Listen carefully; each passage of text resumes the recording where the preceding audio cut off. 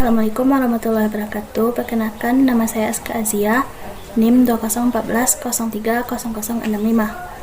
Baiklah, saya dari kelompok 12 pengantar ilmu manajemen akan membacakan hasil diskusi kami yang yaitu tentang komunikasi organisasi. Yang pertama yaitu pengertian komunikasi organisasi. Komunikasi organisasi adalah pengirim dan penerima berbagai pesan organisasi di dalam kelompok formal maupun informal di suatu organisasi. Bila organisasi semakin besar dan kompleks, maka akan mengakibatkan semakin kompleks pula proses komunikasinya. Organisasi kecil yang anggotanya hanya 3 orang, proses organisasi yang anggotanya 1000 orang, menjadi komunikasi sangat kompleks. Komunikasi dapat bersifat formal maupun informal. Komunikasi formal adalah komunikasi yang disetujui oleh organisasi itu sendiri dan sifatnya berorientasi kepentingan organisasi. Isinya berupa cara kerja di dalam organisasi, produktivitas, dan berbagai pekerjaan yang harus dilakukan dalam organisasi. Misalnya, memo, kebijakan, pernyataan, jumpers, dan surat-surat resmi. Adapun, komunikasi informal adalah komunikasi yang disetujui secara sosial. Orientasinya bukan pada organisasi, tetapi lebih kepada anggotanya secara individual. Kedua yaitu sifat dasar komunikasi. Adapun beberapa sifat dasar komunikasi yang memungkinkan terjadinya komunikasi baik antara seseorang dengan yang lain maupun antar kelompok dengan kelompok yang lain, atau komunikasi alam spektrum yang sangat luas. Sifatnya yang pertama, seseorang membutuhkan informasi. Bagaimanapun, setiap orang memerlukan semua jenis informasi untuk bertahan hidup dalam organisasi. Para anggota organisasi sering merasakan diri mereka dalam konteks saling memerlukan untuk memberi atau menanyakan informasi. Suatu alasan logis bagi menciptakan piramida organisasi dengan sedikit orang berada pada puncak struktur organisasi dan banyak yang berada pada level bawah organisasi. Yang kedua, kebutuhan orang terhadap penguatan sosial.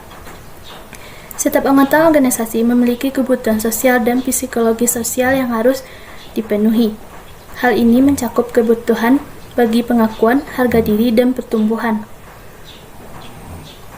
Orang-orang berkomunikasi untuk memenuhi kebutuhan ini dalam hubungannya dengan orang lain dan berusaha memenuhinya untuk yang lain sebagaimana kebutuhan mereka. Yang ketiga yaitu seseorang mengarahkan yang lain menggunakan komunikasi. Dalam organisasi, ternyata orang diperintah atau diarahkan untuk melakukan komunikasi. Mereka seringkali berbicara untuk memberikan ceramah, melaksanakan wawancara, atau menulis surat. Orang-orang mungkin juga merasa diarahkan untuk berkomunikasi dalam situasi tertentu, sebab mereka meyakini bahwa melakukan komunikasi sebagai bagian dari tugas mereka. Yang keempat yaitu manusia berkomunikasi untuk mencapai sesuatu. Komunikasi mencakup kondisi fisiologi dan psikologi dari individu seseorang. Sasaran tertentu adalah dicapai melalui komunikasi, dan kadang-kadang gaya interaksi seseorang keluar dipengaruhi oleh hal-hal dalam hubungannya dengan yang lain. Orang-orang berkomunikasi dengan seseorang mungkin harus merasa tingkatan hubungan timbal balik dengan orang lain. 5. Komunikasi bersifat dinamis dan berjalan terus. Ahli teori komunikasi berkomentar bahwa siapapun tidak akan pernah menghindar dari komunikasi. Bagaimanapun pernyataan tersebut mungkin berisikan terlalu banyak hal negatif dalam menguasai grammar bahasa Inggris. Sebagai pengetahuan, keenam itu komunikasi bersifat fundamental dan bertujuan atau bermanfaat. Komunikasi ternyata membantu manusia untuk memperoleh apa yang diinginkannya. Dengan kata lain, komunikasi mungkin membantu manusia mencapai sasaran atau mencapai penguasaan sosial. Tetapi manusia menyesuaikan diri terhadap lingkungan dan membantu suatu pengetahuan mereka beredar melalui komunikasi. Yang ketujuh yaitu komunikasi adalah bersifat sosial. Ketika seseorang mencoba membawa sesuatu yang baru terhadap lingkungan tertentu, dia memulai untuk mengembangkan keterampilan yang membolehkannya berinteraksi dengan orang lain. Hal tersebut dapat dilakukan melalui interaksi yang mencapai sesuatu terhadap orang lain dan memungkinkan orang lain juga mencapai kita. Yang kedelapan itu komunikasi adalah bersifat kompleks. Sejatinya dapat dilihat bahwa dasar bagi kebertahanan hidup seperti air, makanan, dan pakaian sebagai keadilan sederhana, utamanya sebab manusia yang melakukan komunikasi, yang membuat komunikasi bersifat kompleks, sebab manusia bersifat kompleks sebab dan tidak dapat diprediksi. Baiklah, saya Niti Dayani, NIM 2014030048. Baiklah, di sini saya akan menjelaskan materi tentang model dan bentuk-bentuk komunikasi. Yang pertama, saya akan menjelaskan model komunikasi. Model komunikasi menurut para ahli, yang pertama, model komunikasi Aristoteles merupakan salah satu model komunikasi linear yang ditunjukkan untuk menggambarkan dan menjelaskan proses publik speaking. Model ini merupakan model komunikasi pertama dan merupakan model komunikasi yang diterima secara luas di antara model komunikasi lainnya. Yang kedua, model komunikasi Shannon dan Weaver. Claude Alwood, Shannon dan Warren Weaver 1948 mengembangkan salah satu model komunikasi linear yang disebut dengan model komunikasi Shannon dan Weaver. Model komunikasi SMKR yang menitik beratkan pada proses encoding dan decoding yang terjadi sebelum pengiriman mengirim pesan dan sebelum penerimaan pesan. Yang ketiga yaitu model komunikasi Ban-Lun. Pada tahun 1970, Dian C. Ban-Lun mengenalkan sebuah model komunikasi transaksional bagi dasar komunikasi interpersonal atau komunikasi antar pribadi, yang menggambarkan proses pengiriman dan penerimaan pesan yang secara simultan antara partisipasi komunikasi. Model komunikasi Ban-Lun terjadi secara simultan antara partisipasi komunikasi, dikenal dengan nama model komunikasi transaksional Ban-Lun. Model komunikasi ini merupakan respon terhadap model komunikasi linear yang bersifat statis ke model komunikasi yang bersifat dinamis dan komunikasi kedua arah.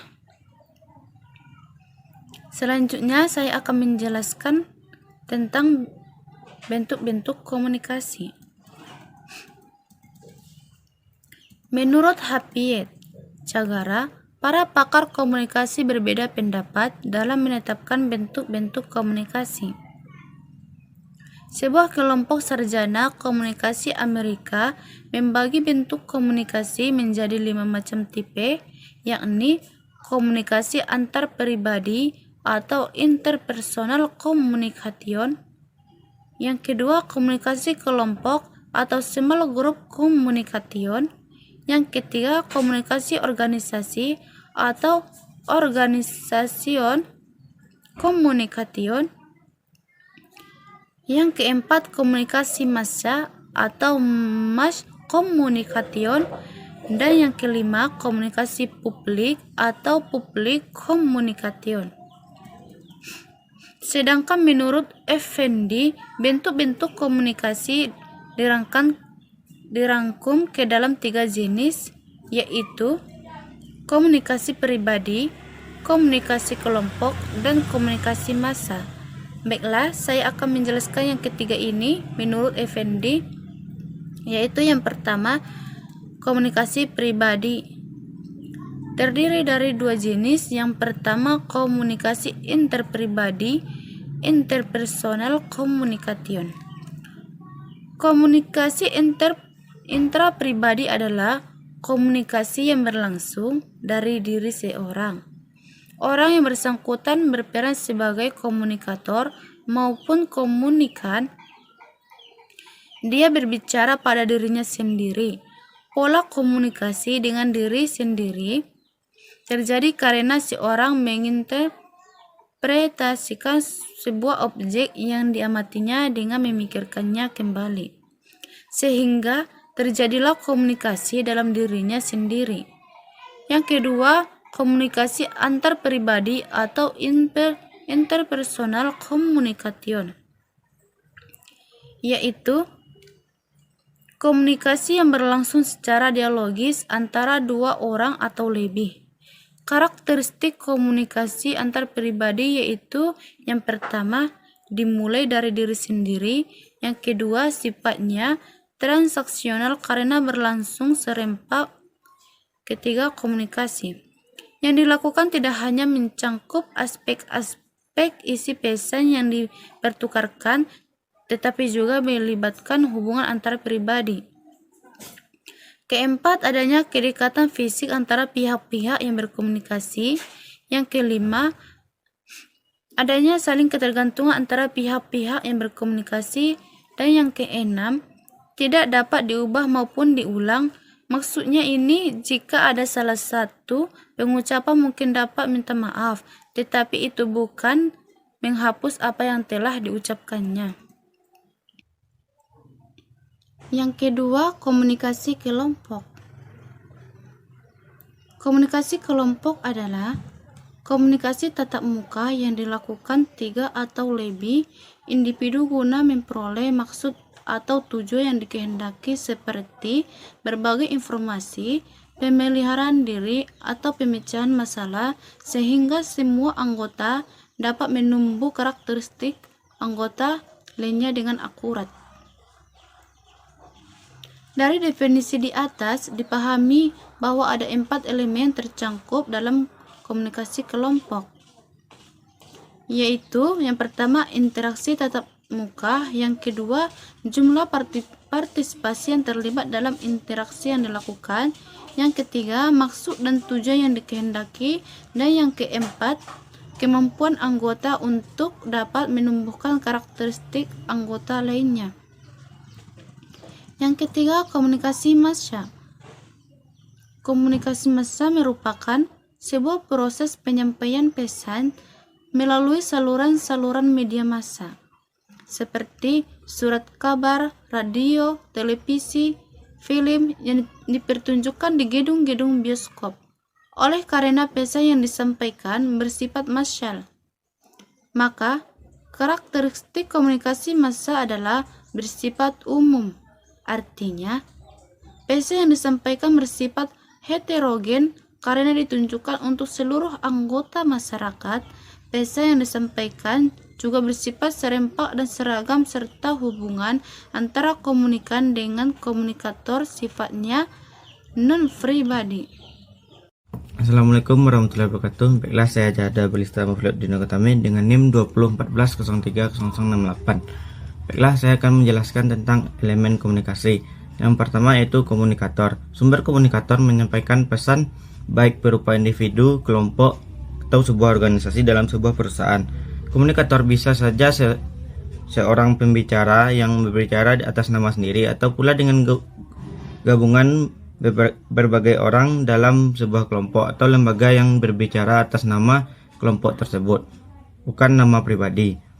Agar komunikator yang baik, seorang komunikator harus memperhatikan beberapa hal seperti penampilan, penguasaan masalah, dan penguasaan bahasa. Penampilan komunikator menyangkut pandangan komunikasi terhadap komunikator. Sebaiknya komunikan berpenampilan baik, sopan, dan menarik. Selain kredibilitas, komunikator diminta harus baik. Perusahaan yang memiliki kredibilitas buruk misalnya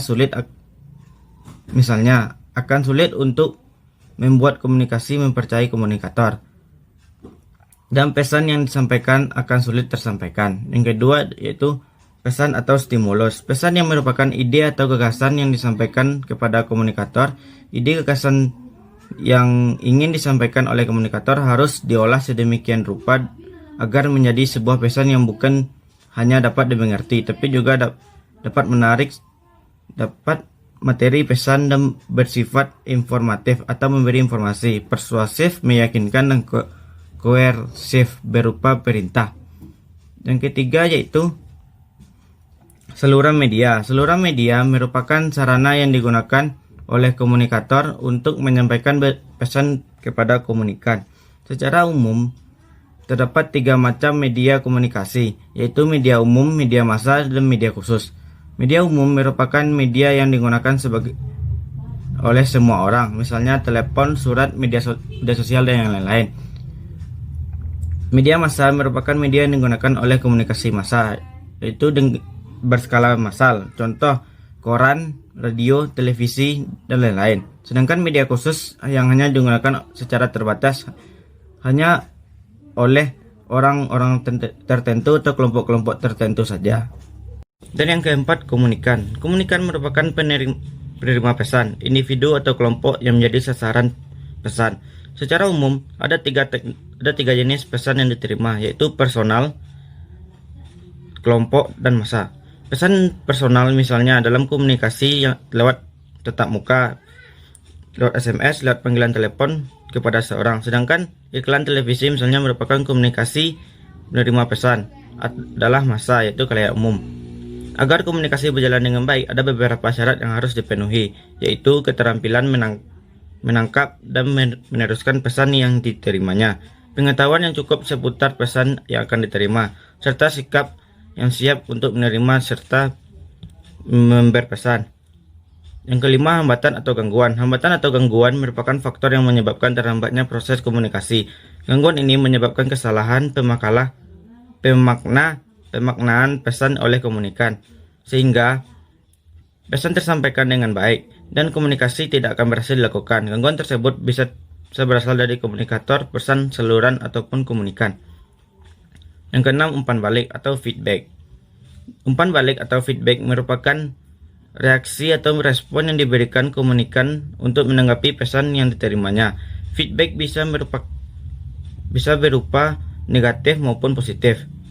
Feedback dapat membantu komunikator untuk menilai apakah komunikasi yang dilakukan efektif. Jika tidak, feedback bisa diberikan secara langsung maupun secara tidak langsung. Feedback langsung biasanya terjadi jika komunikan dan komunikator melakukan komunikasi secara langsung, misalnya pembicaraan tatap muka. Yang ketujuh, efek. Efek merupakan hasil dari proses komunikasi. Efek bisa berupa sikap atau tingkah laku target atau komunikan. Efek yang dihasilkan pesan menentukan apakah pesan tersebut berhasil disampaikan atau tidak. Jika pesan berhasil tersampaikan, artinya komunikasi berhasil. Sebaliknya, jika pesan efek tidak tersampaikan, pesan tidak akan disampaikan. Berarti komunikasi tidak berhasil dan perlu perbaikan. Yang kedelapan, situasi. Situasi di sini menyangkut situasi atau keadaan ketika proses komunikasi sedang berlangsung. Dalam komunikasi langsung, elemen situasi sangat penting karena dapat mempengaruhi mood komunikator juga komunikan. Selain itu, situasi juga akan mempengaruhi pilihan media atau saluran komunikasi yang dipakai serta feedback yang diberikan oleh komunikan. Yang kesembilan, filter. Filter merupakan kerangka berpikir yang digunakan komunikan ketika menerima pesan. Filter yang dipakai komunikan akan menentukan sikap komunikan terhadap pesan, apakah menerima atau menolak pesan tersebut. Ada 3 jenis filter yang dalam komunikan, yaitu filter psikologis, filter fisik, dan filter budaya. Yang ke-10, pengatur. Pengatur dalam konteks komunikasi ini merupakan pihak luar yang secara tidak langsung mempengaruhi proses komunikasi. Aliran pesan komunikator kepada komunikan. Pengatur merupakan pihak yang memiliki wewenang untuk mengontrol isi atau struktur pesan yang disampaikan. Sekian dari saya, terima kasih. Assalamualaikum warahmatullahi wabarakatuh.